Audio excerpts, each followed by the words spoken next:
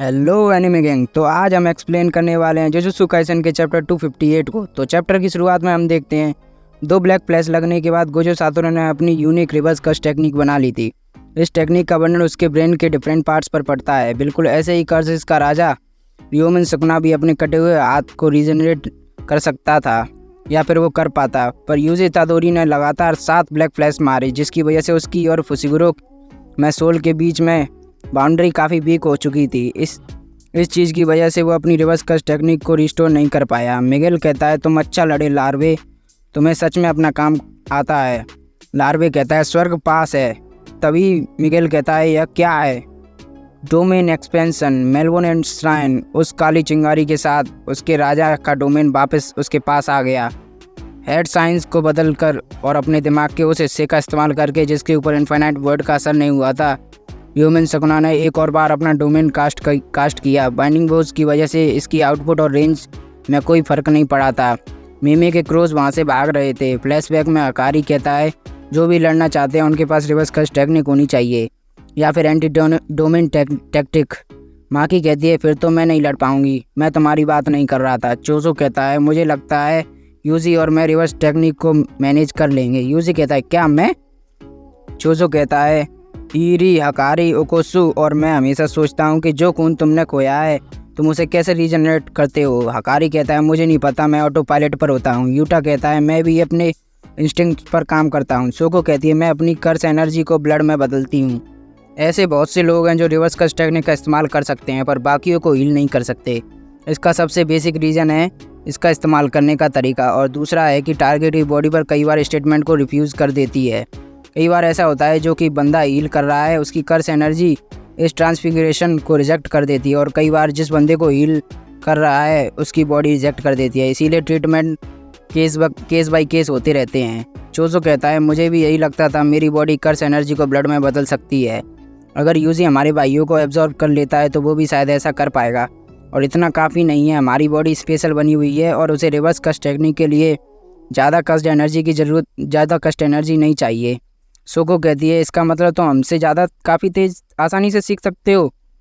चूजो कहता है, इसलिए मैं किसी ऐसे के साथ स्विच ट्रेनिंग करना चाहूँगा जो कि रिवर्स कस्ट टेक्निक का इस्तेमाल कर सकता है। यूजी कहता है, स्विच ट्रेनिंग?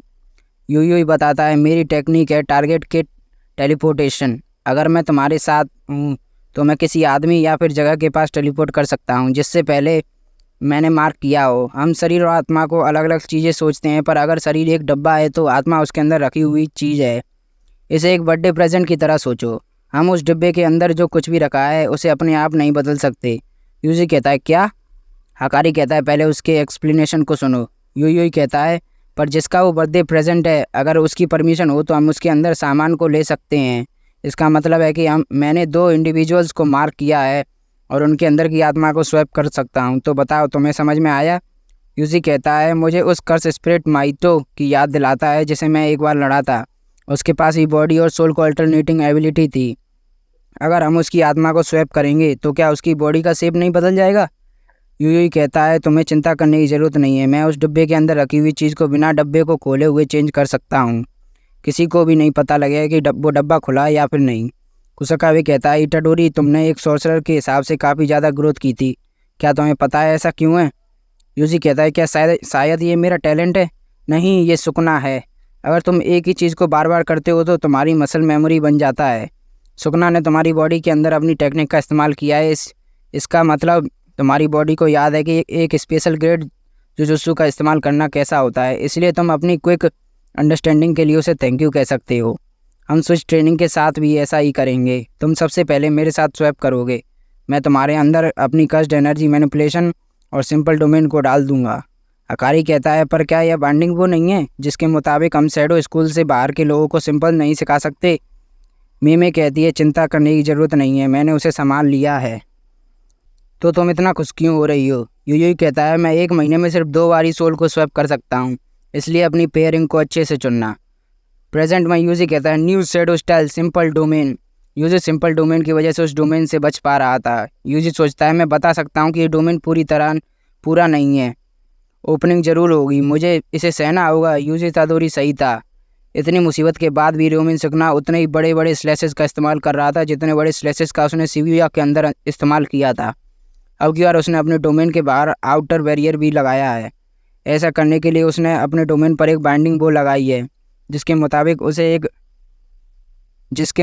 उसे एक एस्केप रूट देना होगा, जिसकी वजह से उसके डोमेन की रेंज घट गई। पर इस डोमेन के अंदर उसका श्योर रेट इफेक्ट भी एक्टिव होगा। अगर वो ऐसा नहीं करता तो जेनिन माकी को ट्रैप नहीं कर पाता, जिसके पास कर्स एनर्जी नहीं है। पर अपनी इस हालत में वो अपने हाई लेवल डोमेन को मेंटेन नहीं रख पाएगा। सिर्फ 99 सेकेंड। यूजी को लगातार स्लैशेस लग रहे थे पर वो फिर भी कह रहा था इसे सहन करो, सहन करो, सहन करो। चोजो भी सोचता है इसे सहन करो। यूजी को एकदम से बहुत सारे स्लैशेस लगते हैं। उसका एक पैर भी कट चुका था, वो नीचे गिर जाता है पर रिवर्स कस्ट टेक्निक की मदद से वो वापस खड़ा होता है। क्या स्लैशेस रुक गए? हमने इसे सहन कर लिया। पर तभी सुकना कहता है फर्नेंस ओपन। जिन अंगारों ने शिबुया को जलाया था वो शिनजुकू में अपनी लपटें फैला रहे थे। और ये चैप्टर यहीं पर ख़त्म हो जाता है। तो वीडियो अच्छी लगी हो तो वीडियो को लाइक करें, कमेंट करें और शेयर करना ना भूलें। साथ ही साथ चैनल को सब्सक्राइब भी करना ना भूलें और बेल नोटिफिकेशन को भी ऑन कर लें फॉर रेगुलर अपडेट्स। तो मिलते हैं नेक्स्ट वीडियो में, तब तक के लिए गुड बाय, टेक केयर।